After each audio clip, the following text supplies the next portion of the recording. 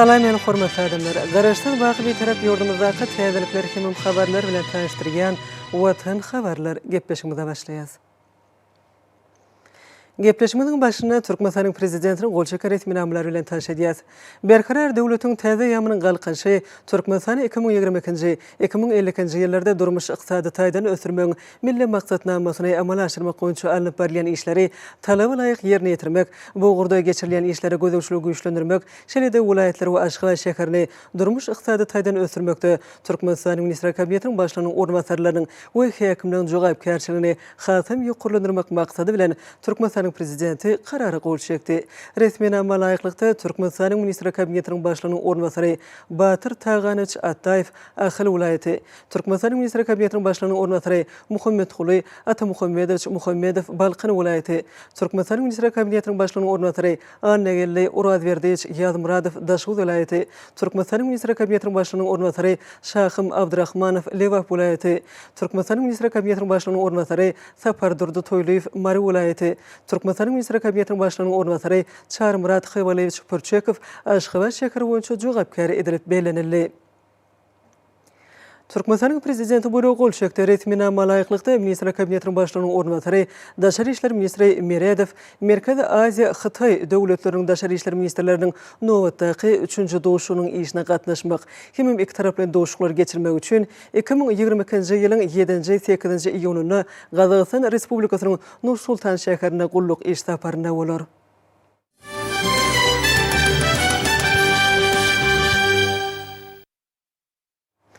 Garaşda baky bir tarap Türkmenistan döwletimizde hormatly prezidentimiz arka dagly serdarymyzyň parasatly ýolaşygyny alyp barýan işler berkarar döwletiň täze ýamynyň galkynşy döwrüne münasip ýörelgiler bilen üstünliklere başlanýar. Muň şeýledigini hepden dowamly wakalarym tutuş aýdyňlygy bilen tasdiklaýar. 30 mayda hormatly prezidentimiz Serdar Berdimuhammedow Ministrler Kabinetiniň başlygynyň owasyna toplumna gözegçilik diýen ornwasary Urazgelli we hemem welaýetler häkimleriniň gatnaşmagyny sal ulgamar arkaly iş maslahatyny geçirdi. Oňa gatnaşlar gün tertibindäki meseleler boýunça hasabat berdiler. Hormatly prezidentimiz gallaçy daýhanlyň durmuşyny möhüm bolan gally urugyny gurumçylykly ýokary hili hemem gaýtga wagtda tamamlamak ugruna ähli derur tagallaryň edilmeligini öňe çekdi. Şolar wagtyň özünde gowça ide gitmek, ziyankeşlik we keselligiň ýüze çykmagynyň öňüni almak meselelerini agrotehnika kadrlary laýyklykda çemeleşmeliler. Döwlet başlanymy ýer alma, gök we bagçy ekinleri ösürilip ýeşdirilýän meýdanlarda agrotehnika çäreleriň öz wagtyna we ýokary hili geçirilmegini geljekde bolup hasylyň kepilidigini bellidi. Hemem bu urda alyp barýan işleri talap laýyk ýoly goýmak babatda bir neçe anyk tapşyryklary berdi. Hormatly prezidentimiz häzirki döwürde sewitleri durmuş ykdysady taýdan ösürmek meselelerini döwlet derejesine ähmiýet berilýän aýdyp, şu ýyl ulanmaga berilmek meýilleşdirilen medeni durmuş we önümçilik maksatly dethalan guruluşyklaryny ýokary hil derejesiniň öpçüni edilmeligini we olaň belenen möhletini ulanmaga berilmeligini öňe çekdi. 31-nji maýda hormatly prezidentimiz Serdar Berdimuhammedow Birleşen Arap Emirlikläriniň prezidenti Zayed bin Sultan Al Nahyan adynaky döwletler köşgüne bardy we şol ýerde bayramçylyk çäresine gatnaşdy. Döwletler köşgüne terlenýän çağlar hormatly prezidentimizi ruhlandyk hemem şatlyk bilen mübareklediler. Olara bu waka münasibetli köpegüşünli aýdymsazly we taýsly çykyşlaryny taýýarladylar.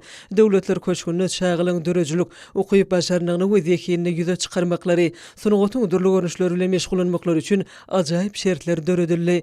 Döwlet başlanymy ýaş artistliň ustatlygyna ýokary baha berip köşgün binasyna bardy. Bu ýerde hormatly prezidentimiz Serdar Berdimuhammedow kitapxana, muzey toplumuna baryp gördi. Muzeyde durly serişdiler şol sany döwletler köşgüniň döredilmeginiň taryhy we oň işi barada gurun berýän serişdiler goýulupdyr. Soňra hormatly prezidentimiz köşkde terlenýän çağlar bilen söhbet boldy. Döwlet başlanymy çağlaryň diňjalşylary we boş wagtlaryny geçirişleri barada sorady. Hemem okuwda gazanýan üstünlikleri we okuw ýylyny nähil tamamlandyklary, Thomas Paulsonyň çağlaryň nerede diňjalmakçy bolýanlyklary bilen gyzyklanyny hormatly prezidentimiz garaşdy ýurdumyzy bilim ulgamynyň hasam kemileşdirilmegine möhüm ähmiýet berilýändigini belledi. bellädi. Mektebi tamamlayan uçurumlara saýlap alan hünärler boýunça bilimlerini artdyrmaga giň şertler döredilýär. Şuňlan baglyqda döwlet başlyrymyz döwletler köşküniň uçurumlarynyň haýsy hünäri saýlap almak isleýänlikleri bilen gyzyklandy. Döwlet başlyrymyz döwletler köşküni terýelýän çağlary, çağlar gurumy halkara güni hemem okuwyň üstünlikli tamamlanmagy bilen tüýtürekden utlap döwletimiziň çağlaryň oňa diňjalmaklary, döwre we bilim we terbiýe almaklary üçin hemişe alady diýendigini bellädi. Soňra bayramçylyk münasibetli hormatly prezidentimiziň adyndan döwletler köşküni terbiýelenýänlere sowatlary goşurly, sowatlary ulaşatlyk bilen kabul edildi. Döwlet başlyrymyz çağlaryň haýyş boýunça ular bilen ýadygärlik suraty düşdi we soňra bu ýerde döredilen durmuş şertleri hemem okuw otaglary bilen tanışdy we olaryň enjamlaşdyrylyşy bilen gyzyklandy. Beden teri we sportyň durly görüşleri bilen meşgulanmak üçin gözüňde tutulan mümkinçilikler hormatly prezidentimiziň öňsüne çekdi. Munyň özü ösüp gelýän nesliň saglygyny berkitmek möhüm şerti bolup durýar. Döwlet başlyrymyz döwletler köşküniň gurulyp ulanmagy berilenini ençeme ýyl geçendigini, häzirki wagtda Beýdetxanyň has könülşendigini, köşkde ýerleşýän binalaryň rejeleş işleriniň geçirilmegini talap edýändigini belläp, ýakyny geljekde döwletler köşküne hasam döwre we ýagdaýa getirmek maksat edinilýändigini aýtdy. Bu ýerde ýerleşýän ähli otaglarda awatlaş işlerini geçirip, häzirki zamanyň enjamlary bilen öpüşne ders, ýaşlarymyzyň oňa diňjalyp bilimlerini artdyrmaklary üçin ähli şertleri dörüdürtip, hormatly prezidentimiz aýtdy. O degişli ýolbaşlary anyk tapşyryklary berdi. Hormatly prezidentimiz çağlar bilen mähirli hoşlaşyp, we olary iň gowy arzuwlaryny beýan edip bu ýerden ugrady. 31-nji maýda Türkmenistanyň prezidenti ýurdumyzyň ýaraly işleriniň belen serkerde başdy. Serdar Berdimuhammedow döwlet howpsuzlyk geňişliği mejlisine geçirdi. Onu 2022-nji ýylyň 5 aýyna ýaraly işleriň edaralarynyň alyp baran işleriniň jemlerine garaldy. Garaşda döwletimiziň howpsuzlygy we asudalygy öpüşün etmek, hary hukuk goraýjy edaralaryň madde enjamlaryny binýadyny puwtulandyrmak, olaryň işini kemleşdirmek boýunça ilkinji nowatda wezipler kesiplenildi. Mejlise gatnaşyşlar geçen 5 aýyň dowamyna ýerine ýetirilen işleri barada hatawat berdiler. Hormatly prezidentimiz Serdar Berdimuhammedow üstünlikli durmuşa geçirilýän diňe goraş häsiýetine eýe bolan hary doktrinanyň ýurdumyzda parahat we asuda durmuşyň agtybarly kepili bolup durýanyny belledi. Şuňdan baglyqda milli goşuny mundan beýlegem tekniki taýdan gaýtadan enjamlaşdyrmak, işgärlen hünär derejelerini ýokarlandyrmak, hary gulukçylygyň durmuş öpçünçilik meselelerini çözmek iler tutulýan ugurlygyň hataryny kesýetlendi. Hormatly prezidentimiz Serdar Berdimuhammedow biz garaşda döwletimiziň hemişelik betaraplyk hukuk ýagdaýyna berk eýerip, dünýäniň ýurtlary we halklary bilen dostlukly, hoşnýetli goňşuçylyk gatnaşyklaryny alyp barýasyp nykdady. Şoň urada biziň şu maksatlara esaslanyp kabul eden hary doktrinamyzyň goranş häsiýetine eýedir. Biz goranş häsiýetli hary doktrinamyzyň talaplaryna laýyklykda hary hukuk goraýjy edaralaryň düzümni munun bilegim ýygdyrlyk kemleşdirer. Ýurdumyzyň goranmak okuwyna hasam berkider. Watan gorawçylarynyň we olaryň başga agdalarynyň ýaşaş durmuş, gulluk we iş şertlerini ýygdyrlyk gowlandyrmak boýunça da uly işleri durmuşa geçirmek dowam edersip, döwlet başlyrymyz aýtdy. Türkmenistanyň prezidenti Türkmenistanyň ýaraly işleriniň belen serkerde başly Serdar Berdimuhammedow mejlisi tamamlap, bu ýere ýygnalanlara berkjan saglyk, rowaşlyk, halkymyzyň asuda we bagtyar durmuşda ýaşama ugruna alyp barýan jogaýpkärlik gulluklaryny, uly üstünlikleri arzuw etdi. 31-nji maýda Türkmenistanyň Milli Gençlik Halk Maslahatynyň başlygy, Türkmenistanyň hormatly eli ýaşulsy Gurbanyň Berdimuhammedow döwlet başlyrymyzyň tapşyrmagy boýunça Daşow welaýatyna iş saparyny amala aşyrdy. Gahrman arkadagymyz ýakyna Daşow şäheriniň merkezinde hormatly prezidentimiziň gatnaşmagyna açylyp ulanmaga berilen welaýat köp ugurly hasahanasyna bolup, bu ýerde halkymyzyň aýratyny ösüp gelýän ýaş nesilleriň saglygyny goramak, keseliň öňüni almak boýunça edilýän tagalary bilen taşdy. Gurbanyň Berdimuhammedow adynaky howunarlygy meýteç çağlara kemaýet bermek boýunça haýyr sahawat gatnaşyny esaslandyrjy haja arkadagymyz ýer bilen Daşow şäheriniň merkezinde ýerleşýän köp ugurly hasahana gelip, oň bölümlerini döredilen şertler aýratyny bejergelýän çağlaryň saglyk ýagdaýlary bilen taşdy. Hasahanada keseliň öňüne alyş we bejer şäherleri häzirki zaman talaplaryna dowlaý kelýär. Şeýle-de bu ýerde işleýän lukmaly hünär taýdan taýýarlygyna möhüm ähmiýet berilýär. Gahrman arkadagymyz operasiýa etmäge taýýarlanýan çağlaryň saglyk ýagdaýy, bu ýerde edilýän lukmançylyk hyzmatlary we oň netijeleri bilen gyzyklandy. Bu ýerde hormatly arkadagymyz çağlaryň dowly derejede bejergelmegi, olaryň degişli operasiýalara taýýarlanmagy bilen baglanşykly meseleleň edgidärli gözlemçilikde saklanjakdygyny we çağlaryň sagalyp deň duşlary bilen şatlykly ýaşamaklary üçin zerur bolan ähli gollawlaryň beriljekdigini aýtdy. Çağlar gahrman arkadagymyza mikrofon watarmyzy wasp edýän we ýurdumyzda alyp barýan asly işlere hoşçalygyny nişany bolan goşgularyny ukap berdiler. Olar özleri barada edilýän alada üçin sag bolsunlaryny goşgy seterleriň üstü bilen beýan etdiler. Hormatly arkadagymyz hasahanyň otogly uglaryň ýene-de birine baryp, bu ýerde bejergelýän çağlaryň saglyk ýagdaýlary bilen gyzyklandy. Çağlaryň enatalary bu ýerde lukmançylyk hyzmatlarynyň ýokary derejesiniň ýoly goýulanyny belläp, ýurdumyzda çağlaryň sagdyň ötmegi we jemgyýetimizde ilatyň saglygynyň berkidilmegi ugruna döredilýän şertler üçin gahrman arkadagymyza we arkadagly serdarymyza hoşallyk sözlerini beýan etdiler.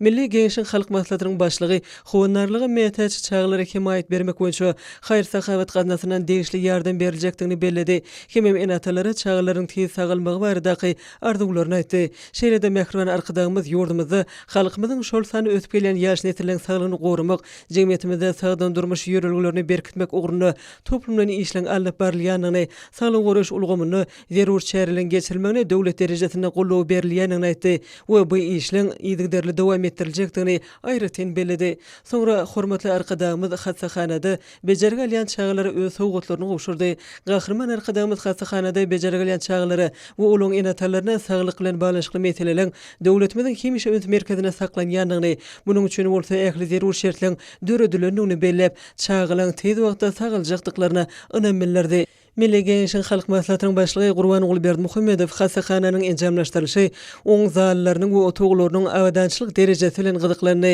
Lukmanlar hasahananyň bölümleriniň ýerleşdiriş aýratynlyklary, bu ýerde ornaşdyrylan enjamlary hemem hasahananyň binagerlik ugrulary barada gurun berdiler. Gahrman arkadagymyz bu ýerde ýurdumyzyň saglyk goruş we derman senaty ministriniň ornatary Germanowyň hemem daş vilayet köp ugurly hasahananyň baş lukmany Gurbanowyň gatnaşmagyny iş maslahatyny geçirdi. Oň dowamyna hasahananyň baş lukmany bölümniň iş tertibi lukmanlaryň hüner derejesini kemleşdirişi, hemem sany ulgamy işçiň ulanmak boýunça durmuş geçirilýän şäherler barada gurrun berdi. Şeýle-de hormatly arkadagymyz bu ýerde saglyk goruş we derman senaty ministriniň ornatary bilen bolan gurrundaşlykda täze gurulan hasahanada halkymyza lukmançylyk hyzmatlaryny ýoly goýmak gurulşyny dolandyrmak meselelerini möhüm üns berdi. Hormatly arkadagymyz lukmançylygyň durly ugurlary boýunça degişli jemgyýetleri döretmegiň zerurlygyny belledi. Soňra Milli Geňişiň halk maslahatynyň başlygy Gurban Berdimuhammedow hemmeleri bilen mähirli hoşlaşyp, hemem işlerini üstünlikler arzu edip bu ýerden Türkmen Owakyjylyk institutyna tarap ugrady. Alim arkadagymyz ýokary okuw mektebine gelip, bilim edarasynyň binagerlik aýratynlyklary, onu talepleň döwri we bilim almaklary üçin döredilen şertleri bilen tanışdy. Hemem institutyň talep ýaşlary bilen duşuşdy. Talepler bilen duşmadan öňürti hormatly arkadagymyz welaýatyň Gowadag etrawyna 40 ýylyň gowrak wagt bäri käreneçilik usulyna işleýän Ustad Daýhan Täzebaý Ataýew bilen gurumdaş boldy. Mähriban arkadagymyz käreneçi Daýhanyň iş şertleri maşgaly ýagdaý bilen gyzyklandy. Käreneçi Daýhan özü bilen duşup pikir alşanlyk üçin gahrman arkadagymyza hoşallyk bildirip, ekrançylykda mikro dökülüň ulanylmagynyň oň bolsa topragyň arasalanmagyna, hasyllygyň ýokarylanmagyna täsiri, şeýle-de togamçylyk işini ilmi esasy kemleşdirmek ähmiýeti barada gurrun berdi. Alim arkadagymyz Daýhanyň tutuş halkymyz ýurdumyz üçin bäketli iş edýändigini aýdyp, käreneçiligiň mundan beýlegim ösdürmek ugruna zerur tagallanyň edilýändigini belledi. Hemem Daýhany alyp barýan asylly işlerini üstünlik arzu etdi. Soňra hormatly arkadagymyz institutyň mugallimleri we talep ýaşlary bilen duşup, olary bilen owakyjylyk ilmini mundan beýlegim ösdürmek we okutmagyň täze usullaryny, bilim ulgamyna sany ulgamy ornaşdyrmak, şeýle-de owa senat toplumynyň ähli ugurlary boýunça zerur bolan ýokary derejeli hünermenleri taýýarlamak meseleleri boýunça pikir alşdy. Duşuga gatnaşyşlar häzirki zaman ilmini ösdürmek, sany tehnologiýalary ornaşdyrmak, ilmi önemçilik tejribe ugurlary bilen utgaşdyrmak ugruna döredilýän ýokary derejeli mümkinçiliklerden netijeli peýdalanyp ýurdumyz aýratynam owa senat üçin gerekli hünermenler bolup ýetişmekleri ugrunda ähli zerur taýlalaryny gaýgyrmajakdyklaryny inandyrdylar. Alim arkadagymyza çykyşlar üçin minnetdarlyk bildirip, häzirki döwürde ýurdumyzda owa senat toplumyny ösdürmek, bu urda meşgulanýan kiçik we orta telekeçiligiň işini kowatlandyrmak, welaýatlerde ýer kadastyryny döretmek boýunça döwlet tarapyndan zerur taýlalaryň edilýändigini aýtdy. Bu işleň ýokary derejede ýerine ýetirilmegine ýokary hünerli işgärleri möhüm orun degişli bolup durýar. Türkmen Owakyjylyk institutynyň rektory ýokary okuw mektebine gelip, talepleň bilim alşy professor mugallimleň iş şertleri bilen institutda alyp barýan işleri bilen taşyp, gymmatly maslahatlaryny, öwüt nesihatlaryny beren üçin Türkmenistanyň Milli Geňişiň halk maslahatynyň başlygy Gurban Berdimuhammedow hoşallyk sözlerini beýan edip, geljekde de ýurdumyzda owa senat toplumy üçin ýokary derejeli hünermenler taýýarlanmagyna, ähli tagallalaryny gaýgyrmajakdyklaryna inandyrdy. Alim arkadagymyz hemmeleri üstünlikleri arzu edip bu ýerden ugrady. Birinji ýylyň hormatly prezidentimiz Serdar Berdimuhammedow umra hajy depde sorularyny ýerine ýetirmek üçin Saudiýa Arabistanı paşalygyny ugrady. Paýtagtymyzyň halkara howa mezheline döwlet başlarmady Türkmenistanyň Milli Gençlik Halk Maslahatynyň başlygy we Milli Gençlik Mejlisiniň başlygy, Ministrler Kabinetiniň başlygynyň ornazarlary, Harawa hukuk goruja idaralaryň ýolbaşlary, Akyl welaýatynyň we Aşgabat şäheriniň häkimleri ugradylar. Olar hormatly prezidentimiz Serdar Berdimuhammedowa ak ýol ardy etdiler we Muhammed peýgamberiň watanyna etjek ziyaretiniň kabul bolmagyny dilediler. Bu ýerde Türkmenistanyň müftüsi Beýik Birwardan ýurdumyzyň wekiliyetiniň ýolunyň ak işleriň rowaj, hormatly prezidentimiziň beýik maksatlaryny nazarlaýan tutumlarynyň şowly, doga dilekleriň kabul bolmagyny dileg etdi. Döwlet başlymyzyň uçury Saudiýa Arabistanynyň iqtisady paýtagty diýilip atlandyrylýan we ullugunçy ikinji şäher bolan Jidda tarap ugrally. Uçuşyň dowamyny arka dagly serdarymyz bilen bilelikde keramatly ýerlere ziyaret berýän hormatly ýaşullar we eneler islam dünýäsinde mukaddes şäherleň bir hasaplanylýan umra hajy pardyny berja etmäge döredilen mümkinçilik üçin hormatly prezidentimize alkyş sözlerini aýtdylar. Olaň ziyaretleriniň kabul bolmagyny dileg etdi we hormatly ýaşullaryň eneleň hal ahwallary bilen gyzyklandy. Ýaşullar we dili senali eneler öňe bilen arka dagly serdar bilen bir uçurdy. Mukaddes ýerlere gitmek özleri üçin beýik mertebede nyktadylar. O hormatlylyk üçin hormatly prezidentimize alkyş sözlerini aýtdylar. Hemem arka dagly serdarymyzyň ziyaretiniň kabul bolmagyny beýik bir bardan dileg etdiler. 4 sagda goly uçuşdan soňra hormatly prezidentimiziň uçury Saudiýa Arabistany paşalygyny esaslandyran we ilkinji paşasy Abdulaziziň adyny götürýän halkara howa mezheline gelip gondy. Howa mezheline belent mertebeli türkmen mehmany Mekke vilayatynyň gubernatory Saudiýa Arabistanyň paşasynyň geňişçisi Halid bin Faysal Al Saud, beýleki resmi adamlar we Türkmenistanyň resmi wekiliyetiniň agdalary mehirli garşyladylar. Jiddanyň halkara howa mezheline duşuň resmi dawarasy tamamlanandan soňra hormatly prezidentimiziň ulu kerwini islam dünýäsiniň ruhy paýtagtyna mukaddes Mekke şäherine ugrady. Mukaddes Al-Haram meçidiniň ýanyna döwlet başlary we Türkmenistanyň wekiliyetiniň agdalary ýürütü ýerde öýle namazyna durdular. Öýle namazyny okap arka dagly serdarymyz umra hajy üçin ähli desurlary ýerine ýetirdi. Pek niýetli we Allah Tagalanyň öňünde hemmeniň deňligini aňladýan ýürütü akly wasly ziyaretçiler hökmen tawafy ýerine ýetirmeli. Ýagny Käbäniň daşynyň sagat diliniň garşysyna 7 gedek aýlanmaly. Yürüyüş Hajar Al-Aswad Qaradaşyň sag burçundan başlanýa mukaddes Käbäniň daşyndan 7 gedek aýlanan wagtlaryny hormatly prezidentimiz Serdar Berdimuhammedow Hajar Al-Aswad Qaradaşy bardy. Soňra beýik bir wara doga dilegler edip türkmen halkyna eçilen rızkyly berekede halkymyzyň bagtyarlygyny we rowaşlygynyň watanymyzyň asudalygynyň we awdançylygynyň bekidine berkarar döwletiň täze ýamynyň galkynşy döwrüne amal aşyrylýan özgörtmeleň üstünlikleri beslenýän üçin Allah Taala şükranalyk edildi. Goý beýik bir war türkmen topragyndan baran ziyaretçileri öz penasyna aman saklasyn. Allah Tagalanyň mukaddes öýüne olaň doga dilegleri kabul bolsun. Soňra ziyaretçileri Kaşan meçi toplumyň şäherine yerleşen Makam Ibrahim adly ýere geldiler.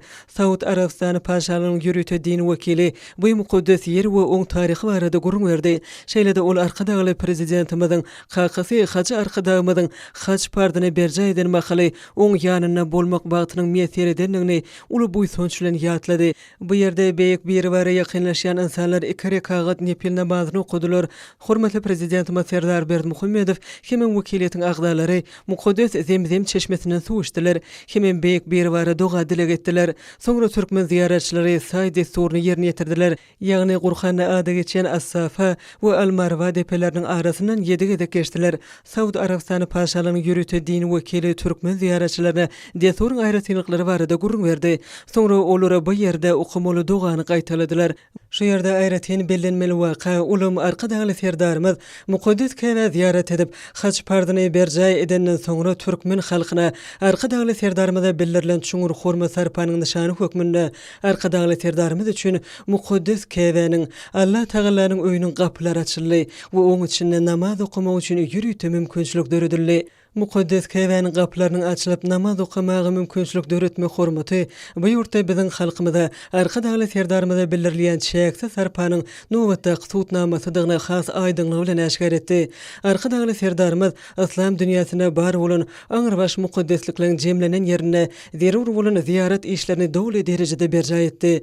Arka dagly serdarymyz watanymyzyň baky awadançylygynyň, parahatçylygynyň we güllep ösüşiniň, mehriban halkymyzyň bagtyarlygynyň we eşretiniň hatiretine beýik bir bardan doga dileg etdi. Bu ýerde arka dagly serdarymyza 3 ýerde Muhammed peýgamberiň namaz okuyan ýerini, Käbäniň içki diýwarynyň ýanyny, Gara daşyň iç ýüzündäki keramatly burçuny namaz okumagy mümkinçilik döredildi. Şu ýerde aýratyn bir zady belläp geçetimiz gelýär. Çünki haja arkadagymyz haj desurlaryny berja edenne mukaddes Käbede teperrik goşurylypdy. Ine bugün bolsa bu ýerde arka dagly serdarymyza da bellerlýän beýik hormat hökmüni mukaddes Käbeden keramatly nişan hasaplanylýan teperrik goşuruldy. Arka dagly serdarymyz munyň üçin minnetdarlyk bildirip, bu teperrigi Türkmenistana we türkmen halkyna bildirilen çäksiz hormat hökmüni kabul edýändigini aýtdy. Soňra arka dagly serdarymyz mukaddes saýlýan Gara daşy öpüp oňa taqdim etdi. Arka dagly serdarymyz watanymyzyň baky awadançylygynyň, parahatçylygynyň we güllep ösüşiniň, mehriban halkymyzyň bagtyarlygynyň we eşretiniň hatiretine beýik bir bardan doga dileg etdi. Arka dagly serdarymyzyň mukaddes Käbede Allah Tagalanyň öýüne ýurdumyzyň awadançylygy, halkymyzyň bagtyarlygy, nesilleň ruwaç we nurany durmuş baradaky eden doga dilegleriniň halkyň dergähine kabul bolmagyny beýik bir bardan dileg edýäs. Goý arka dagly serdarymyzyň halkymyzyň awadan durmuşynyň watanymyzyň mundan beýlegim güllep etmeginiň bäkidine gönükdirilen asly başlanýşlary hasam ruwaç alsyn. 2-nji ýylyň hormatly prezidentimiz Serdar Berdimuhammedow Saudy Arabistany paşalygyna saparynyň çäklerine Medine şäherine bardy. Ýerden hormatly prezidentimiz Mekke şäherine Jidda şäherine geldi. Paşa Abdulaziz adynaky halkara howa menzilinden döwlet başlamagyň uçury musulmanlar üçin ähmeti boýunça 2-nji şäher Medine ugrady. Bir sagda ulay wagtdan uçur Şahzada Muhammed bin Abdulaziz adynaky halkara howa menziline gelip gondy. Bu ýerde döwlet başlamagy Serdar Berdimuhammedow Medine welaýatynyň häkimi Faysal bin Salman Al Saud we beýleki resmi adamlar garşyladylar. Bu ýerde geçirilen söhbetleşigiň dowamyny hormatly prezidentimiz hem Medine welaýatynyň häkimi paşanyň 5-nji ogly Faysal bin Salman Al Saud deň hukuklyk we özara hormat goýmak esasyna alynıp berilýän döwlet taragatnaşyklarynyň deň hukuklyk hem biri hormat goýmak derejesine ýokary baha berdiler. Hormatly prezidentimiziň awtolog kerwani howa menzilinden Muhammed peýgamberiň meçidine tarap ugraldy. Meçidiň esasy girelgesine hormatly prezidentimiz Serdar Berdimuhammedow meçidiň imamy hormat bilen garşylady. Döwlet başlamagy meçidiň taryhy hem oň bilen bagly ruwaýatlar gurrun berildi. Hormatly prezidentimiz Serdar Berdimuhammedow wekilet agzalary bilen bilelikde Muhammed peýgamberiň meçidiniň hormatyny namaz okudylar. Muhammed peýgamberiň müdümlik aram tapan ýerine beýik bir bardan watanymyzyň awadançylygy, halkymyzyň parahatçylygy we rewaçlygy barada doga dileg edildi. Arka dagly haja serdarymyz peder ýoluny dowam edip ýurdumyzyň agryly ýaşullary hem dili sinali eneleri bilen bilelikde keramatly toprağa gelip haj pardyny berja etmegi peder prezident mekdeginiň asly ýörelgüleriň dowamaty atarylýanyny äşkär edýän pursatlary ugruldy. Arka dagly haja serdarymyzyň ýaşullar hem eneler bilen bilelikde mukaddes pardy ýerine ýetirmegi türkmen ýylyna agdyberlik ýörelgüleriň ruwaçlyklary betlenýändiginiň we haja arka dagymyzyň milli gymmatlyklary esasy ugry edilýän başlanýşlarynyň döwrüwap derejede dowam etdirilýändiginiň aýdyň nişany bolup durýar. Her bir musulman üçin mukaddes bolan ýerlere ziyaretden soňra hormatly prezidentimiziň awtolog kerwani Medine'niň Şahzada Muhammed bin Abdulaziz adynaky halkara howa menziline ugrady. Arka dagly serdarymyz Saudy Arabistany paşalygynyň wekillerine mukaddes toprakda İslam dininiň watanyna türkmen wekiliýetine bildirilen mehmantöýürlük üçin çuňur minnetdarlygyny beýan edip watanymyza ugrady. Hormatly prezidentimiziň uçary bir neçe saatdan soňra paýtagtymyzyň halkara howa menziline gondy. Bu ýerde döwlet başlamagy resmi adamlar garşyladylar. Hem hormatly prezidentimiz Serdar Berdimuhammedow Saudy Arabistany paşalygyna saparynyň üstünlikli tamamlanmagy hem umra hajinyň amala aşyrylmagy bilen tüýsürekden we mehkirlik gutladylar. 3-nji ýyly ýurdumyzda asly däwe görä bütün dünýä velosiped güni belenildi. Birleşen Milletler Guramasynyň sene namasyna munasip orna ýylaýan bu halkara bayramyna gabatlanyp köpçüliklerini velosipedle ýürüş geçirildi. Oňa hormatly prezidentimiz Serdar Berdimuhammedow gatnaşdy. Hormatly prezidentimiz köpçüliklerini velosipedle ýürüşe badylgy berip, oňa gatnaşylan kerwanyň öňüni çekdi. Döwlet başlamagyň ýygy sürek hemmeler paýtagymyzyň Şanawil we betarap Türkmenistan şaýollary boýunça agdyberlik bilen herekete başladylar.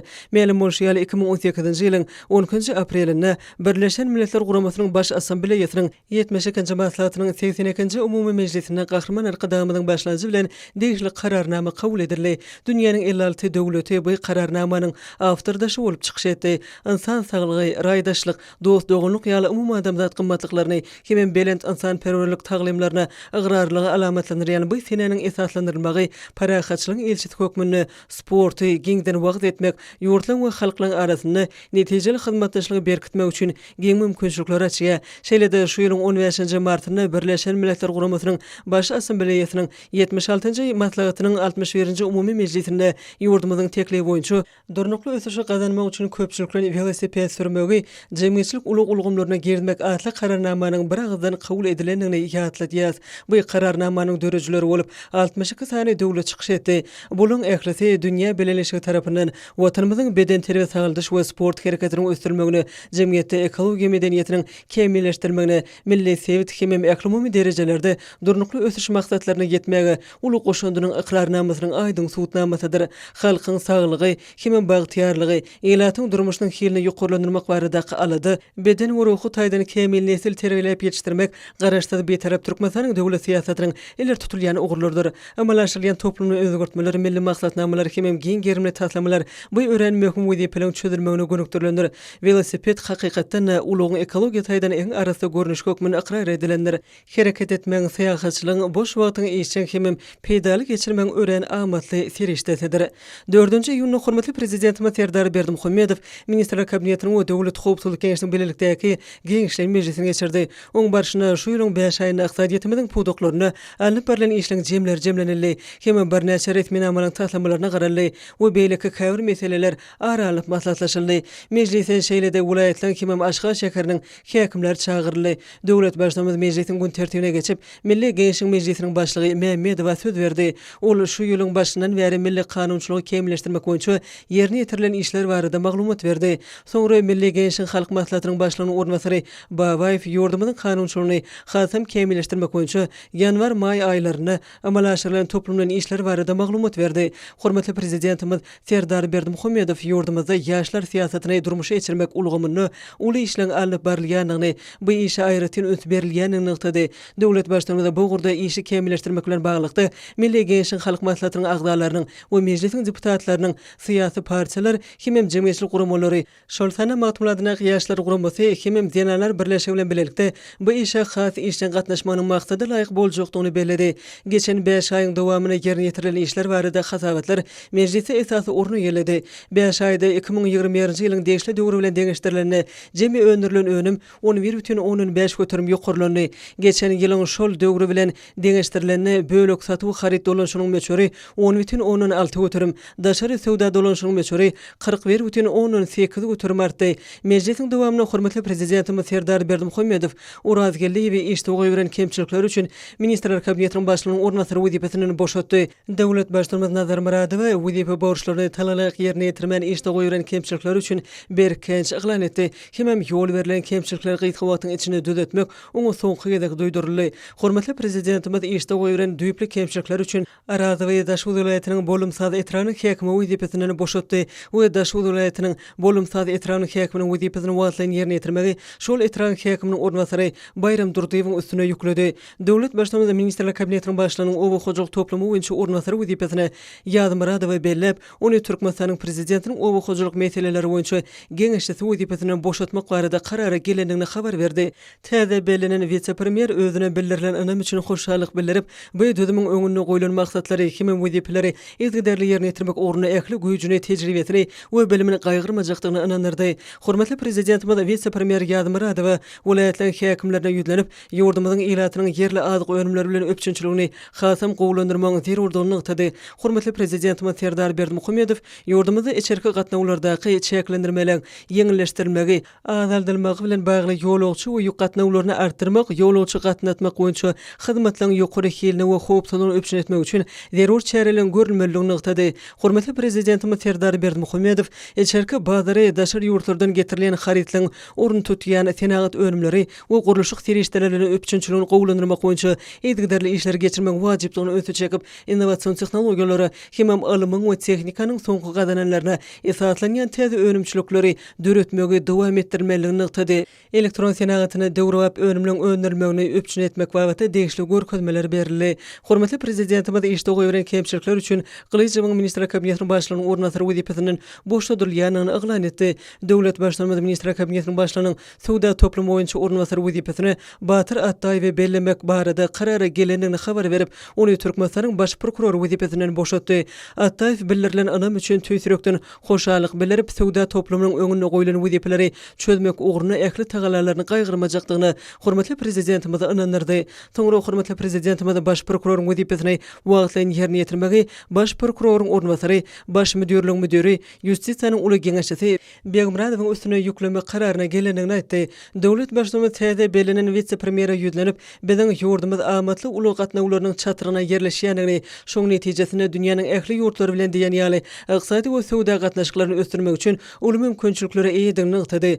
Döwlet başlygy Serdar Berdimuhammedow Tomutky denjaş mögsüminiň başlanmagy bilen medeni edaralarda we teatrlarda çağlar üçin sahna oýunlaryny, çäreleri guramak we ýokary hili hyzmatlary öpçün etmek möhümdigini bellädi. Hormatly prezidentimiz häzir okuw ýylynyň tamamlanandygyny, şoň ýerde ýokary we orta hünär okuw mekdeplerine giýiş synaglarynyň başga da täze okuw ýylyna da gowy taýýarlyk görülmeligini bellädi. Tomut mögsüminiň başlanmagy bilen çağlaryň we ýetginjekliň boş wagtlaryny gyzykly geçirmekler üçin denjaş çäreler gurulmalylar. Döwlet başdanymyz hökümetiň bilim işgärleri bilen boljak maslahatyna da düýpli taýýarlyk görmek zerurdygyny aýratyn öz çekdi. Hormatly prezidentimiz ýurdumyzyň hökümet wekiliýetiniň hemem daşary ýurtlaryň hökümet wekiliýetleriniň saparlaryna, ýurdumyzyň hemişelik betaraplyk baýramyna, şeýle-de beýleki halkara meselelerine bagyşlanan halkara maslahatlaryna we beýleki çärelere gowy taýýarlyk görülmegini öpçün etmek tapşyrdy. Mejlisiň barşyna oňa gatnaşyşlar hormatly prezidentimiz İslam dünýäsine mukaddes saýylýan keramatly ýerlere Mekka we Medine ziyaret edip, umra haj pardyny berjay edendigi bilen gutladylar. Hemem arka dagly hajy terdarmyzyň, halkymyzyň bagtyarlygy, ýurdumyzyň awadançylygy, beýik tutumlaryň rowaj almagy üçin eden doga dilegleriniň beýik bir baryň dergäkine kabul bolmagyny, hormatly prezidentimiziň janynyň sag, ömrüň uzak bolmagyny, döwletli işleriň rowaj almagyny arzu etdiler. Hormatly prezidentimiz Serdar Berdimuhammedow hoşniýetli sözler üçin minnetdarlyk bildirdi. Döwlet başlymyz Ahal we Pumar welaýatlaryna gally urugyna girişlendigini belläp, bu welaýatlanyň häkimlerine uruk mögsümini ýokary hili we gaýtgy möhletde ýokary derejede geçirmek, mögsümde tehnikalary bökdenşiz işletmek, kärençi gallaçylary bilen tawşyrylan hasyl üçin hasaplaşyklar öz wagtyna geçirmek wagtda anyk tawşyryklary berdi. Ministrler kabinetiniň we döwlet howpsuzlyk geňeşiniň birlikdäki geňeşlik mejlisine başga da bir näçe möhüm meseleleri garaldy we olar boýunça degişli çözgütler kabul edildi. 4-nji ýylyny Türkmenistanyň Milli Geňeşlik Halk Maslahatynyň başlygy hormatly Eli Ýaşulsy Gurbanoğlu Berdimuhammedow hormatly prezidentimiziň tawşyrygy boýunça Ahal welaýatyna iş saparyny amala aşyryp, täze döwrap edara ediş merkeziniň gurulşygyna alynıp barýan işler bilen taşdy.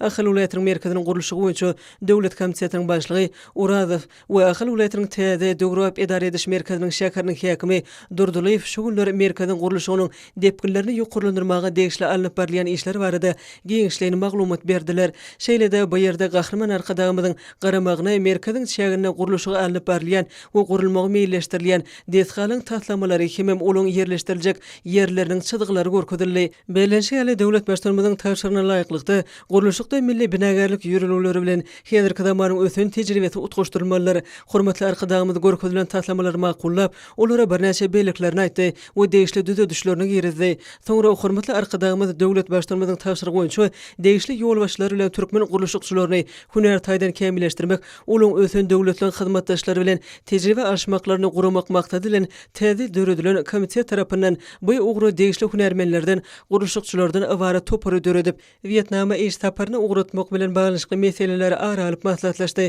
Türkmen gurulşykçylarynyň hünär derejesiniň we tejribesiniň ýokurlandyrmagy meýilleşdirilen gurulşyklaryň ýokary hilini hemem olaň häzirki zaman talaplaryna laýyk gelmegini öpçün eder. Soňra Ahal welaýatynyň merkeziniň gurulşygy boýunça döwlet komitetining başlygy Urazow bu ýerde taryhy ähmiýeti bolan eger uly işleň bitirilýändigini belläp, Sebtiň täze merkezinde Gurbanoğlu Berdimuhammedow adynaky howanarlyga mätäç çağılary himayet bermek boýunça haýır sahawat gaznatynyň merkezi idare ediş binasyny gurmak baradaky teklibi öňe sürdi. Şuňlan baglykda Urazow hormatly arkadagymyzdan döwlet başdanymyza bu barada degişli maglumatlar guruluşlary ýetirmegi hemem arka dagly serdarymyzdan bu gurda degişli işler geçirmäge ruhsat alyp bermegini haýyş etdi. Hormatly arka dagymyzy Milli Guruluşlyk Senatynyň häzirki zaman tejribelerini özüne jemleýän merkezin gurulmagynyň ähmiýeti barada aýdyp, bu ýerde alyp barylan işleň taryhy ähmiýeti eýedigini belledi. We guruluşyň ähli pursatlaryny beýan edýän maglumatlary bir ýere jemlemek baradaky pikir makullady. Hemem komitetiň başlygynyň haýyşyny döwlet başlygymyza ýetirjekden aýtdy. Soňra gahryman arka dagymy täze dolanyş merkeziniň Gunwatar tarapyndan ýerleşen özümçülüge geldi. Hemem harwuk goruji edaralarynyň hujuluk müdürlüğiniň meýdanyny gözden geçirip ýetişdirilýän ekinliň aýrytynlyklary bilen gyzyklandy. Şuňa baglyqda gahryman arka dagymyda bu ýerde bagçylygyň we özümçülügiň ekilýän meýdanlaryny giňeltmek bilen baglanşykly meseleleň Almataýdan öwrenilmeginiň zerurdygyny ösü çekdi. Gahryman arka dagymyzyň müdürlüğiniň synyk meýdançasyny özümiň täze döredilen görnüşine atdyk bermegi haýyş edildi. Alim arka dagmy türkmen halkynyň dilegeli bilegeli diýen paýhasly jümlesine salgylanyp, bu kunjokdan kärdek obasynyň selenlep görnýäniň nazar alyp, goý özümiň täze görnüşiniň adam kärdek bolsun diýdi. We bu kunjokda dürli meýweler, gök we bagçy ekinlerini ösürip ýeşdirmek üçin amatly howa gurşawynyň hemem suwly çeşmeleň bardygyny aýratyn nykdy. Buluň ählisi häzirki döwürde ata-babalarymyzdan miras galan asly daýhançylyk däpleriniň ösdürmegine döwlet tarapyndan möhüm ähmiýet berilýänini aňlady. Bu bolsa ýurdumyzda rızkyly bereketiň artmagyny, halkymyzyň saçaklarynyň sahawatyna sahabat goşulmagyna ýardam berýär. Hepdeniň dowamyna möhüm wakalar arka dagly serdarymyzyň ýurt bähiyetli döwlet ähmiýeti işleriniň rowajlanýanyny, watanymyzyň ähli wagtlarda ýokur depkinlerde ösýänini eşkar etdi. Owa hojuluk toplumyny Türkmenistanyň hormatly prezidentiniň döwlet ekologiýa siýasaty, durnukly ösüşiň we ýaşyl ykdysadyýatyň benyady adly daş gurşaw gorumyň bütün dünýä gününe başlanan ilmi amaly maslahaty geçirildi. Forma Milli Geňeşiň wekilleri, tebigy gora düdümleriň we powdoklaryň idaralaryň ýol başlary, hünärmenleri ýurdumynyň ilmi jemgyýetçiliginiň ýokary gowy mekdepleriniň hemde jemgyýetçilik guramalarynyň şeýlede awraýly halkara hemde sewit guramalarynyň wekilleri gatnaşdylar. Maslahatçylar erkek bilen bir ýerde ýaýwananylan serge tomuş etdiler. Serge ýurdumynyň tebigaty goramak ulgamyna gadanan üstünlikden görkezdi. Sergide Türkmenistanyň güllä besmegine gönüktirilen ähli giň we şöwrli durmuş ykdysady maksatnamalaryň we ekologiýa taslamalaryň başyna başlan gahryman arkadamyz Gurbanyňly Berdimuhammedowyň kitaplaryna aýratyn hormatly orun berildi. Maslahatçylar hormatly prezidentimiz Serdar Berdimuhammedowyň Türkmenistanyň daşky gurşawy goramak ulgamynyň işgärlerini iýeren gutlagyny ulunsynyň dinlediler. Utlawda daşky gurşawy gorap saklamak babatyna ata-babalarymyzdan gelýän milli däp desturlarymyz bugun kun hasa kämilleşýänligi belenilýär. Ata-watanymyzda her ýyly ähli halk bagy etmek dawaralaryna geçirilmegi, ýurdumyzyň bagy bostanyga öwrülmegine hemde halkymyzyň gözel tebigatyna bolan sevgisiniň artmagyna uly tergi berýär. Bütün dünýä daşky gurşawy goraman günüň halkyň arkadagly zamanasy çygarban geçýän ýyllar belenilmegi, ýurdumyzyň daşary syýasy strategiýasy bilen baglykda wajypdyr. Tebigaty goramak ulgamyny derwäs meseleler çözmekde, Merkezi Aziýa sewitine bolşaly tutuş dünýäde de ekologiýa maksatnamalary hemde taslamalary durmuşa geçirilmekde, halkara jemgyýetçiliginiň tagallalaryny birleşdirmek bu strategiýanyň ähmiýeti ullar. Häzirki döwürde ýurdumyzda ekologiýa awadançylygyny üpçün etmek, howanyň üýtgemegi barada Türkmenistanyň milli strategiýasyny hemde milli tokoy maksatnamasyna öňde goýulan wezipeleri üstünlikli durmuşa geçirmek hemde gözel tebigatymyzy aýawly saklamak boýunça döwletimiz tarapyndan maksatnamalaryň işler amala asyrylýar. Ulu maksatlary nazarlayan bu işleriň netijesinde paýtagtymyz Aşgabat şäheriniň daş döwürlerinde hemde vilayetlerde tokoy zowlaklarynyň çäkleri barha giňýär. Hadar deňiziniň tämiz howaly kenaryna döredilen awada milli syýasatçylyk zorlugyna iýleşlemeden hemde daşary ýurtly mehmanlaryň diňe almagy, bu ýerin öl boşly tebigy aýratynlyklary bilen tanışmak üçin ähli mümkinçilikler döredilýär. Qaragomyň jümmüşine döredilen altyn asar türkmen köýli Qaragom sehrasynyň ösümlik hemde haýwanat dünýäsini baýlaşdyrmaga şeýlede tutuş dewletiň ekologiýa ýagdaýyny gowlandyrmagy öňgüli täsiri edýär, döwlet başlygymynyň gutlagyna belenilýär. Çykyşlarda ýurdumyzda ekologiýa awadançylygyny üpçün etmek, tebigy serişlerden rejeli peýdalanmak, ösümlik hemde haýwanat dünýäsiniň biyoköpdürlüligini goramak, ata-watanymyzy bagy bostanyga öwürmek boýunça alınıp barýan köp ugurly işler hemme tarapyn şoklananyrly. Şeýlede ähli halk bagy etmek çäreleri barada da belenip geçildi. Şol çäreleriň netijesinde Aşgabatda onuň töwereklerini, ýurdumynyň ähli şäherlerine hemde owalaryna tokoy we seýilgäk zowlaklarynyň meýdany ýyl-ýyldan giňýär. Millionlarça bag nahallar oturdylýar. Şeýle asaly çäreler halkymyň durmuşyna berk ornap, ýyla tarapyndan uly gollaw eýe bolýar. Natal ekologiya howpsuzlygynyň üçin edilmegi hormatly prezidentimiziň ýygydaly amala aşyrýan döwlet syýasatynyň esasy ugurlarynyň bir hökmüne kesitlendi. Iqtisadiýetyň depkinini ötüşini üçin etmek durmuş ulgamyny döwre baryp başlamak boýunça amala aşyrýan giň germli özgertmeleriň ählisy adamlaryň ähli wagtda awadan durmuşynyň aýrylmaz bölegi bolan ekologiýa bilen ýakynan baglylar. Ýurdumyz bu özgertmeleri amala aşyrmak boýunça anyk çäýerleri durmuşa geçirýär.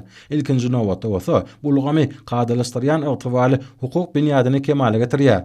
Türkmenistanyň konstitusiýasy munyň aýdyn tutnamasydyr.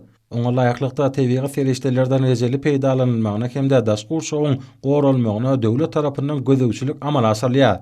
Masalan, daşky uşagy goramak uğruna halkara hyzmatdaşlygynyň esasy ugurlary bölümi bilen öz işini dowam etdi. Oňa sany ulgam arkaly daşary ýurtly hünärmenlerim goşuldylar. Döwletimiz bu möhüm ugurda halkara hyzmatdaşlygynyň işçiň gatnaşyjy bolmak bilen daşky uşagy goramak ulgamyna ähli gyzyklanma bildirýän hyzmatdaşlar bilen ilkinji nowatda bolsa, Birleşen Milletler Guramasynyň beýleki awraýly halkara düdümleriniň çäklerine üstünlükli işler amala aşyrýar. Eğer ki Türkmenistan bu ulgamda onlarca ekologik konvensiýalary hemde halkara alalaşyklar tasdiqlady. Bu netijeli hyzmatdaşlyk özüne täze gatnaşyjlary jemlemek bilen hasa berin sepketleri etýär. Çykyş edenler Türkmenistanyň durnukly ösüş maksatlaryny milli derejede ornaşdyran ilkinji ýurtlaryň biri bolup, 2030-njy ýyla çeýni gün tertibini durmuşa geçirmäge işçiň gatnaşýan hemde özgertmeleri, geljegi ösüş maksatnamalary işläp düzmekde, amala aşyrmakda, maksatlaryň binýatlaryň ölçeglerini ulanmak arkaly bu işi ýygydaly esasy alyp barýanyny bellediler. Birleşen Milletler Guramasy tarapyndan kabul edilen maksatnamalaryň resminamanyň her bir ugry boýunça döwletimiziň sebitde hemde tutuş dünýäde derwäs oňyn tejribesi bar. Aragam tehrasyna altyn asr türkmen köýleriniň gurulşy ýaly giň meşgul ekologik taslamanyň durmuşa geçirilmeginiň diňe biziň ýurdumyz üçin näl, ýa-da tutuş sevdi üçin uly ähmiýeti bardyr. Şunun bilen baglykda aýratyn gorulýan tebigy çäkleriň milli ulgamyny ösdürmek boýunça da uly işler amala aşyrylýar. Bereketli garagym, döwlet tebigy gorukhanasy munyň aýdyn misallar. Hazar deňiziniň kenaryna ýerleşýän Awaza milli syýahatçylyk zowlagyna hadis galarda döwre bap, ýaşyl tehnologiýalaryň ulanylmagy hökmany şert hökmüne çykyş edýär. Bu syýahatçylyk zowlagy tebigatyň mineral, çiğmal, biologik şypakhana hemde syýahatçylyk kuwwatyndan peýdalanmakda toplumlaryň hemde rejeli çemeleşmeň nusgasy bolup hyzmat edýär. Maslahatçylar şeýlede uğurdaş ulgamyň işgärleri hormatly prezidentimiň adyna ýüzlenme kabul edip, ata watanymyzyň daşky uşagyny goramak babatda wezipeleri netijeli çözmek üçin ähli bilimlerini hemde tejribelerini gaýgyrmajakdyklaryny ananyrdylar. O hojalyk hemde daşky uşagy goramak ministrliginiň guramagyna daşky uşagy goramagyň bütün dünýä güne münasibetli Türkmenistanyň hormatly prezidentiniň döwlet ekologiýa syýasaty durnukly ösüşiň hemde ýaşyl ykdysadyýetyň binýady atly ilmi amal maslahatyň Türkmenistanyň ekologiýa awadançylygyny üpçün etmekde bilim we alim ulgamynyň ähmiýeti atly ikinji bölümi Türkmen Owa Hojalyk Uniwersitetine geçirildi. Maslahat ata watanymyzyň tebigatynyň gözelliklerini goramak, tebigi baýlyklarynyň almy esasy rejeli peýdalanmak hemde geljekli nesillerimize asyl durkunyny ýetirmek, hormatly prezidentimiň alyp barýan hemde durmuşa ornaşdyrýan döwlet syýasatynyň esasy ugurly hakynda giň işleýän çykyşlardan neneli. Maslahat adamlar oň çäklerine uniwersitetiň professor muallimleri we ýaş alimler tarapyndan bu baýramçylyk münasibetli gurulan taslama bäsleşikleriniň sergisine hemde uniwersitete hereket edýän Baý taryhy bolan haýwanat muzeýine gurulan gezilençler ören täsir boldy. Daşky uşagy goramagyň bütün dünýä güne münasibetli garasy diýarymyzda Türkmenistanyň hormatly prezidentiniň döwlet ekologiýa syýasaty durnukly ösüşiň we ýaşyl ykdysadyýetyň binýady adylyň eşelen almy amaly maslahatyň 3-nji bölümi Türkmen Owa Hojalyk Institutyny aralyaka sebitiň ekologiýa ýagdaýyny gowlandyrmagyň meseleleri bölümi bilen dowam etdi. Almy amaly maslahatyň 3-nji bölümine çykyş edenler aralyaka sebitiň durmuş ykdysady hemde ekologiýa ýagdaýyny gowlandyrmak, suwdan rejeli peýdalanmak, daşky goramak we sagdynlaşdyrmak, howanyň üýtgemegine uygunlaşmak ýaly möhüm meseleler çözmek boýunça netijeli gatnaşyklaryň ösdürilmegine, alim arkadagymyň hemde arkadagly serdarymyzyň işçiň ýardym edýänligi, uly bu ýytynçylaryň giň işlen gurrun berdiler.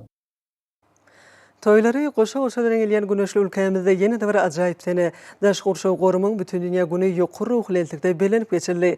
Degişli hünärmenliň, tebigaty öwrençiligiň, hemem ýokary okuw mekdepleriniň professor mugallimleriniň we ýurdumyzyň alimlerining gatnaşmagyna ilmi amal maslahatlardyr dowuşuklary, aýdym sanly ruhlen çykyşlary, baýman mazmunly sergilere giň orun berilip, ekologiýa gözel tebigatymyzy, daşky uşagy goramagyň meseleleri, bayramçylyk çäreleriniň esasy özüni düzdi.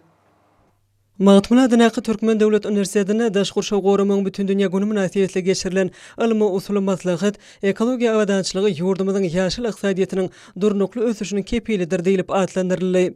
Murat Garif adınaqı Türkmenistanyň Döwlet Lukmançylyk Üniversitetine daşgur şow goramaň bütün dünýä güni münasibetli daşgur şow goramak döwlet siýasatynyň iler tutulýan ugra atly mugallimleň we talepleň ilmi amal maslahaty geçirildi. Daşgur şow goramaň bütün dünýä güni münasibetli durnukly ösüşiň maksadlaryna ýetmeň ýoluny hormatly prezidentimiziň ekologiýa siýasaty atly ilmi amal maslahat Döwlet Mehmet Azad adynaqy Türkmen Milli Dünýä Dilleri Institutuna geçirildi. Şaly sene münasibetli Türkmen Döwlet Ykdysadyýat we Dolandyryş Institutuna geçirilen çäre ýokary ruhletlik mahsus boldy. Daşgur şow goramaň bütün dünýä güni münasibetli çäreler Türkmen döwlet medeniýet, Seýidnazar Seýid adynaqy Türkmen döwlet mugallimçilik, Türkmen döwlet binagarlyk gurulşyk, telekommunikatsiýalar we informatika, energetika, inženýer tehnika we uly kommunikasiýalar institutlarynda, Oğuzhan adynaqy inženýer tehnologiýalar, Ýagşyly Qaýqaýew adynaqy Halkara Neft we Gaz universitetlerine de geçirildi. Daşgur şow goramaň bütün dünýä güni münasibetli Türkmenistanyň Içeri işleri ministrligi hemem Ahal, Balkan, Daş we Lewap Mary vilayatläriniň polisiýa müdürlikleri tarapyndan geçirilen maslahatlarda ekologiýa awadançylygy, ýanyň howpsuzlygy baradaky görüňlere uly orun berildi. Halkara Gatnaşyklар Institutuny ekologiýa diplomatiýasy we ekologiýanyň täze ölçeglerine laýyklykda hyzmatdaşlyk ösdürmeň ugrulary atly maslahat geçirildi.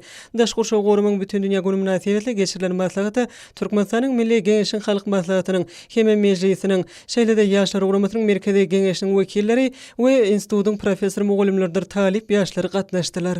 Şaly sene münasibetli şeýle çäreler ýaşlar guramasynyň Aşgabat şäher, Köpötdäg, Bagtyýarlyk, Berqararlyk hemem bizmeýni etrap geňeşleriniň Türkmen Demir ýollar agentliginiň ilkinji ýaşlar guramasynyň bilelikde guramaklaryna geçirildi. Olarda bu çäreniň ähmiýeti dogrusyna buýsunçly gurunlary uly orun berildi. Daşgur şow goramaň bütün dünýä güni Ahal vilayatynda hem giňerimde bellenip geçildi. Bayramçylyk münasibetli Ahal vilayat häkimliginiň we vilayat daşgur şow goramak müdürligi Türkmenistanyň Tebiýat goramak jemgyýeti bilen bilelikde goramagyna geçirilen aýdym sarly dawaral maslahat baý many mazmuny eýe boldy. Onda çykşylar berkarar döwletiň täze ýamynyň galkynşy döwrüne arkadagy serdarymyzyň ýol başlygyna ýurdumyzda alınıp barlayan toplumlaryň we ulak möhletlerini geljegi nazarlayan ekologiýa siýasatynyň türkmen jemgyýetiniň ösüşini tebiýi gurşawyň ösüşi bilen saglaşdyrmagy, ýaşaýyşyň ekologiýa taýdan arasynda gurşawyny döretmäge gönükdirilendigini belediler. Maslahatda edilen çykyşlarda güneşli diýarymyň tebiýi baýlyklaryny gorap saklamaň, aýawly we rejel peýdalanmaň, täze ekologiýa taýdan howpsuz tehnologiýalar ornaşdyrmaň, ekologiýa howpsuzlygyny üçin etmeň Türkmenistanyň döwlet siýasatynyň esas ugurlarynyň birini öwrendigini boýsançylan noktadylar.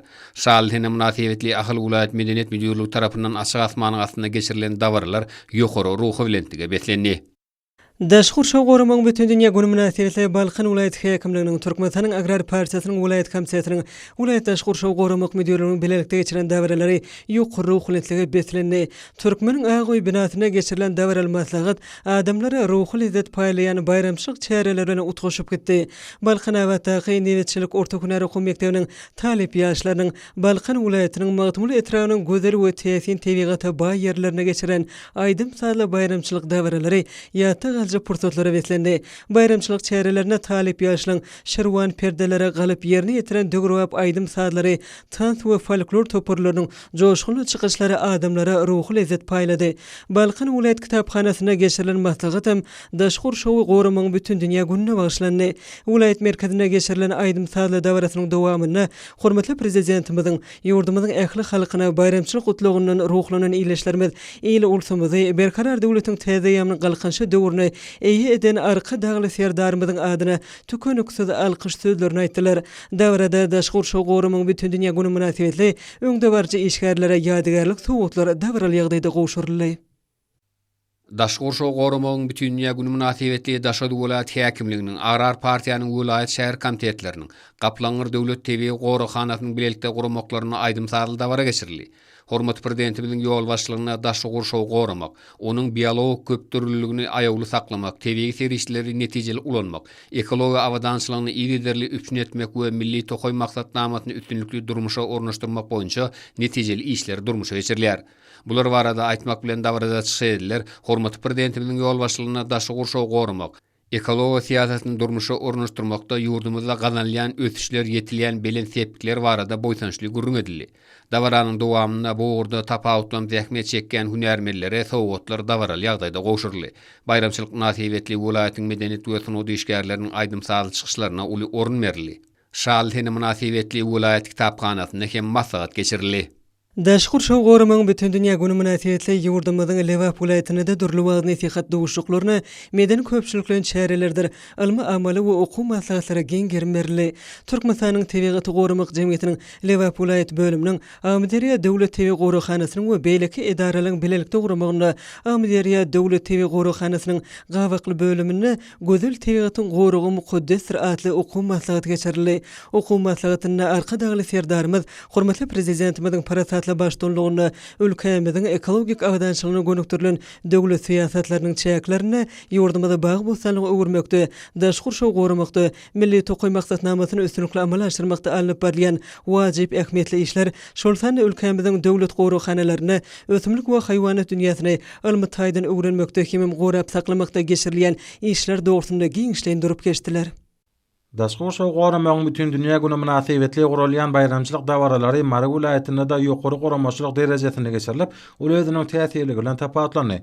Şeýle bu ýysançly dawaralar marşagarnaky bagtyýalyk feýilgäkine Mary vilayaty we şäher häkimlikleriniň zenanlar bölüminiň Agrar partiýanyň marşagar komitetiniň Türkmenistanyň Tebigaty goramak jemgyýetiniň Mary vilayat bölüminiň şeýle-de şäher ýaşlar goramasynyň goramaklaryna bayram alşpahanasyna Türkmen Owakyjylyk Universitetiniň bayramaly agrysenat orta hünär okuw mekdebine geçirilip, ol ýakymly pursatlara baý boldy. Ýanglanan aýdymlarda gün-günden bagy bolsanygy öwürleýän watanymyzyň agdywer halkymyzyň hormatly prezidentimiziň beýik başlangyçlarynyň hemde tebigat gözellikleriniň wasfy giňden ýetirildi. Türkmenistanyň Döwlet Energetik Institutynyň we Marlukmançylyk orta okuw mekdebiniň talip ýaşlarym Mary vilayatynyň taryhy we ülkany öwreniş muzeýine gezilenişde bolmaklary bayramçylyk çägleriniň üstüne ýetirdi. Hormatly prezidentimiz Serdar Berdimuhammedowyň tapşyrygy boýunça ýurdumyzyň demirgazyk sebäpini Daşgur vilayatyna milli taryhy medeni mirasyň obyektlary halkara syýasatçylyk ulgamyny atly ilmi dowuşuk geçirildi. Dowuşuga degişli ministrlikler we podokly dolanyş edaralarynyň ýolbaşçylary hem wekilleri şeýle-de sany ulgam arkaly daşary ýurtly hünärmenler gatnaşdylar. Milli taryhy medeni mirasyň obyektlerini aýap saklamaň, goramaň, öwrenmeň, hem olary syýasatçylar çekmeň 2020-2028 ýyllar üçin döwlet maksatnamasyna laýyklykda bogurda toplumlaryň işlen geçirilmegine, şol sany türkmen halkynyň dünýä medeniýetiniň kemale gelmegine goşundyryň wagt edilmegine aýratyn üns berilýär. Munyň özi hormatly prezidentimiz Serdar Berdimuhammedowyň alyp barýan syýasatynyň möhüm ugurlarynyň biridir. Bu ilmi dowuşuk döwlet başlarymyzyň ýolbaşçylygyny dünýäniň gyzyklanma bildirýän ýurtlary hem iri halkara guramalary, Birleşen Milletler Guramasynyň ýürütilişdirilen edaralary ilkinji nowatda bolsa Birleşen Milletler Guramasynyň bilim, ilim we medeniýet meseleleri boýunça guramasy bilen netijeli gatnaşyklary işçiň ösdürýän beýtarap Türkmenistanyň halkara awraýynyň hasam artýanynyň nowatda aýdyň suwtnamasydyr. Bu awraýly dözüm bilen hyzmatdaşlyk etmeň geçen ýyllarynda ýurdumyzdaky bir näçe täsin ýadygarlyklar saýlanyp alınıp UNESCO-nyň bütün dünýä mirasynyň sanawyna girdildi. Olaň hatyryna gadymy Merif könürgünç Nusoyun galalary bar. Mälim oşýaly Daşgur vilayatynyň çägine 125 sany taryhy arkeologik ýadygarlyklary bellige alınıp, olar türkmen alimleriniň daşary ýurtly kerdeşler tarapyndan öwrenilýär hem rejelenilýär. Ýüze çykarylan arkeologik tapynylar muzeýlerde görkezilýär.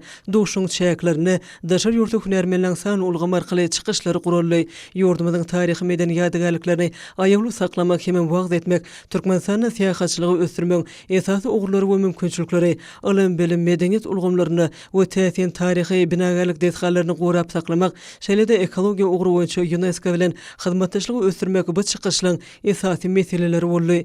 Şuňdan baglykda Könürgünç döwlet taryhy medeni gorahanasyna ýerleşen Kerwansary ýadygarlygynda arkeologik gazy agtyryş işleri üýtgüsiz saklamak we rejelmek boýunça işleri geçirilýär. Şeýle-de syýasatçylary çekmek we ziyaretçilere şertleri döretmek üçin degişli çäreler amala aşyrylýar. Belleşýär bu ýerde başlanan arkeologik gazu barlyk işleriniň birinji hepdesinde täsin tarih gymmatlyklary, terrakot ýonulan plitalar görnüşindäki binagerlik bezegleriň bölükleri ýüze çykarly. Bu etapanylar olary taýýarlamaň tehnologiýasy hemem döwri olary rejelemek we muzey gymmatlyklary kökmüni taýýarlamak işleri hünärmenliň arasyna geçirilen ilmi pikirleşmalaryň meseleleriniň biri boldy. Şeýle-de könürgünçde binagerlik mirasyny öwrenmek we ýetgüsiz görnüşde saklamak hemem rejelemek boýunça ýigderli işler alınıp barlýar.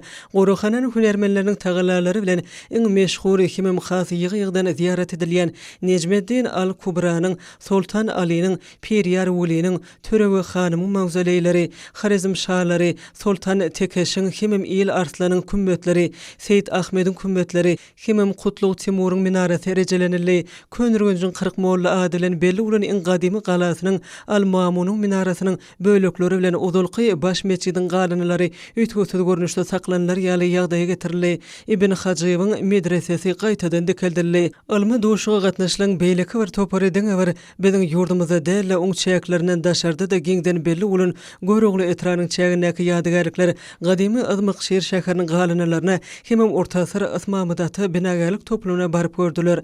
Arheologlaryň binagerlik tarihçileň, rejelejçileň, syýahatçylyk eşgärläriniň şeýle-de ýurdumyzyň ähli döwlet taryhy meden goroxanalarynyň hünärmenleriniň gatnaşmaklaryna, meýdan şertlerine geçirilen okuw maslahatlaryna, forum gün tertibine girdilen meseleler boýunça pikir alşmalar boldy.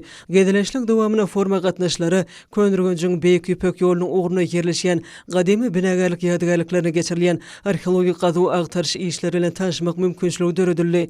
Ýewropany we Aziýany, Hindistany we Hytaýy birleşdirip ady riwayaty urlany bu ýol adamzat medeniýetiniň ösüşine uly orny ýeläpdir. Türkmenistanyň çäklerinden geçen gadymy Beýik Ýüpek ýolunyň täze görnüşde dekeldilmegi halkyň we ýurtlaryň ýakynlaşmaklary üçin kuwatly itergi bolup, syýasy, sowda, ykdysady, meden insanperwer döwletleri gatnaşyklarynyň puwtalandyrylmagyna ýardam berýär. Forumyň ahyryna oňa gatnaşyklary hormatly prezidentimiz Serdar Berdimuhammedowyň adyna ýüzlerme kabul edip, döwlet başlanymy bu duşugy üstünlikli geçirmäge, netijeli gatnaşyk etmäge, hemem pikir alşmaga döredilen şertler üçin tüýsürekden çykýan hoşallyk sözlerini aýdyp, ýurdumyzyň taryhy we medeni ýadygarlyklaryny munun beýlegim öwrenmek hemem dünýäde giňden wagt etmek ugruna ähli ukyp başarnyklaryny we bilimlerini gaýgyrmajykdyklaryna inandyrdylar. Ma'lum bolşaýaly hormatly prezidentimiz 19-njy maýda sany ulgam arkaly geçiren Ministrler Kabinetiniň nowatdaky mejlisinde ýurdumyzyň üstünlikleri barada görüň berýän türkmen halkynyň milli depdesurlaryny ruhy dünýäsine giňden açyp görkezýän täze sahna oýunlaryny döretmegiň zerurdygyny aýratyn nykdy. Arkadagy serdarymyzyň parasatly başdolnugyny berkarar döwletimiziň täze ýamyny galkynşy döwründe türkmen medeniýetini sunugatyny ösürmek, täze döwrüp eserler bilen baýlaşdyrmak üçin ähli şertler döredilýär. Häzirki döwürde ýurdumyzyň teatrlary döwrüň möhüm meselelerini gozgaýan eserler sahnalaşdyrmak, teatrlaryň sahnalaryna görkezilýän oýunlaryň hilini gowlandyrmak, sahnada täze keşplere janlandyrmak ugruna dörejlikli iş alyp barýarlar. Ýurdumyzyň teatrlaryna görkezilýän sahna oýunlaryny tomoşa edýän bagtyar watandaşlarymyz milli medeniýetimizi we sunugatymyzy ösdürmek, elat edilýän döwrü we meden diýinçilik hyzmatlaryny hasym kemilleşdirmek ugruna taýsa tagallar üçin hormatly prezidentimize tüýsürekden alkyşlaryny beýan edýärler. Hormatly ýeşler, häzir bolsa gepleşigimizde hepden dowamyny garaşlayan howa barada ýurdumyzyň hidrometeorologiýa baradaky gullyk tarapyndan taýýarlanan maglumaty siziň dikkatiňize ýetirýäs. Salam alyk eziz ýeşler, hormatly ýeşler.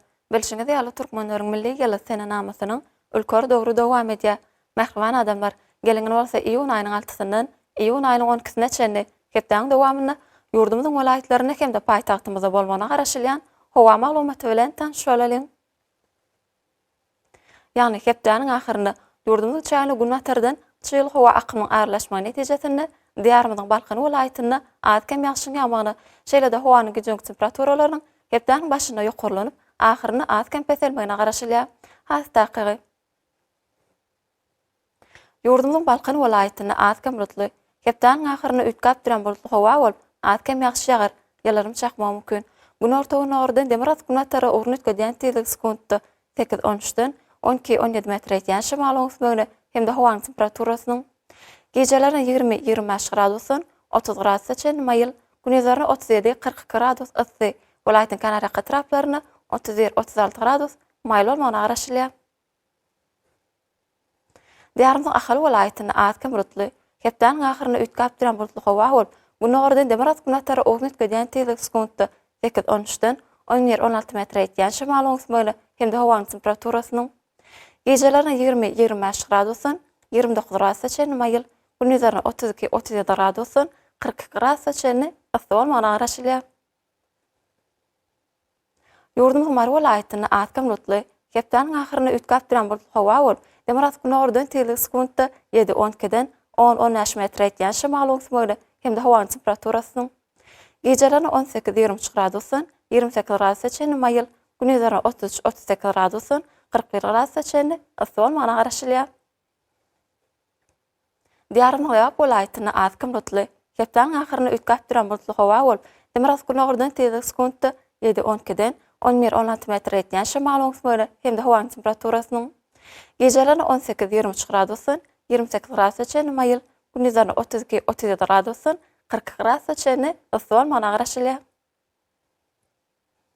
Yurdum Daşoğlu vilayatyny atgam lutly, hepdeniň ahyryna ütkap duran bulutly hawa bolup, güni ordan demirat kunatara ognut gediyen tezlik sekuntta 7-12'den 10-15 metre etken şemal oňsmaly hemde hawaň temperaturasının gecelerini 16-20 gradusun, 27 gradusa çenli mayıl, gündüzlerini 30-35 gradus mayılan, 40 gradusa çenli ısı olmadan araşylýar.